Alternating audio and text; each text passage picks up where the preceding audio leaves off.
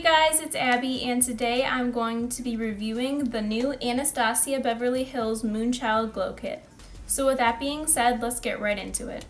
So starting off with the packaging, we see that it comes in a sleeve, and both the sleeve and the package itself sort of have a translucent coating on it.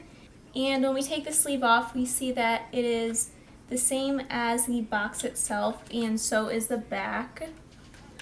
On the back, it just has the ingredients list, and it says that Anastasia Beverly Hills is a cruelty-free brand.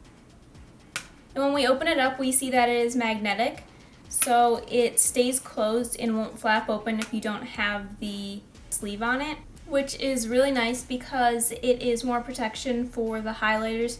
So if you're traveling and you bring it with you, if you're not using this sleeve, or if the sleeve somehow comes off, it will not open up by itself and nothing can damage your highlighters.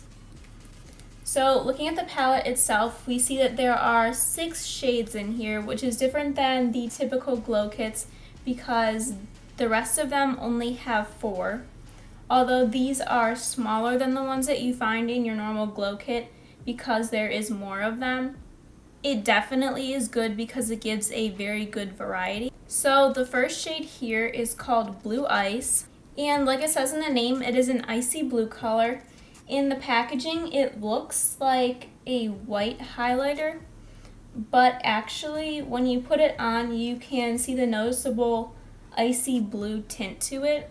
It comes out a lot more blue in the swatch or when it's on your face than what it looks like in the package. I'd say that this is definitely one of the bolder in this palette just because of how pigmented they all are, but the blue especially stands out. And I'd say that this one is definitely more for a bolder look. So the next shade that we have in the palette is called Star, and this shade sort of reminds me of like a moony gray color. It comes out as a silver highlight, but in the package it really just like reminds me of the moon. But this one is definitely the neutral of the palette because it is sort of simple and it is more like your typical highlighter. So I'd say that this one is definitely a good one to experiment with when you first get the palette, just to get a feel for how pigmented they are and just to play around with the different shades that this palette brings. The next shade is called Purple Horseshoe, and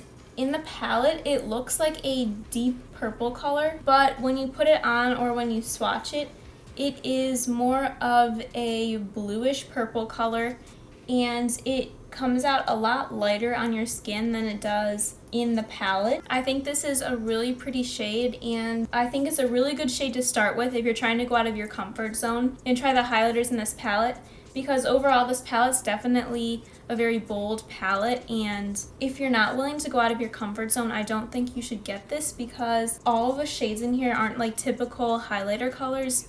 They're just a little bit different than what you'd normally find, but I definitely think Purple Horseshoe is a good color to start out with when you are first trying out this palette. The next shade in the palette is called Blue Moon. It is a grayish blue color, and for me, it looks like a mix between Blue Ice and Star. In real life, this shows up a lot lighter when it is swatched or on your skin, but it does have a darker tint to it, especially darker than Blue Ice because there is the gray to it. It's like a gray-blue color, so it's more towards the neutral side, but it still has that fun pop of blue in it, which I really like. The next shade in this palette is called Lucky Clover. Now, this shade I have never actually tried on. I'm not really sure if I'm going to. This is probably my least favorite out of the palette. I'm just not really feeling the like green highlight. I like the rest of them. I just don't feel like green is necessarily my style, and I'm definitely willing to go out of my comfort zone with the other shades when I'm wearing them, and I do really like how they've turned out so far on me, but I just can't see myself wearing a green highlight anytime soon. But it's still a very pretty color, and I do recommend it for people with green eyes, and I do have green eyes myself, but like I said, I just can't really see myself wearing it, so I don't think I'll be using that one, but it's still a very pretty color. It's like a minty shade, but it has a cool tone to it, and it is a very pretty color. The final shade in this palette is called Pink Heart, and it is just a cool pink color, and it kind of reminds me of more of a highlighter blush because I do think that it could work for both. It gives you a nice rosy glow, but is also a highlighter, obviously. So I think if you put that on your cheekbone, it would do just the same thing as a blush if you just wanted to wear that alone. I definitely think you would be okay with that because, like I said, the pinky rosy tone to it gives it a blush-like look, but it also has a highlight in it, and I just really like the whole rosy look that it gives. So I definitely really like that shade, and I will be wearing it more often. I definitely think that this palette in general, I would lean more towards fair skinned people because of how many cool tones there is with this. I could definitely see this working a lot better on people with more fair skin, but I could see pretty much anyone wearing this and it would look good on them. You just have to be able to go out of your comfort zone and be okay with a more bold look because that is what you get with this palette. But I myself, I do have very fair skin and I do self-tan, so I get darker. But I do think that this works well on me in my opinion. And today I am wearing the shade Star, and I think this is the one that I use the most because I just like how it's like shimmery and gold, but I also do wear Blue Moon a lot just because I like shimmery and gold because it's so shimmery and silvery, and I think that that looks nice with my eyes. But I do like Blue Moon as well. That's probably my second most used one because I love how it has the blue tint to it, but it's also silver. I really like the cool toned highlighters. I love the warm tone ones as well, but cool tone highlighters, I just really like how they look on me. And I especially love how there's the touch of blue in this one, and I really think that looks good. But overall, in general, this is a really nice palette, and they're all very pigmented. So I definitely recommend, as you're playing around with it the first couple of times, to be careful because this is my first glow kit that I've ever gotten, and I was actually surprised with how pigmented they were.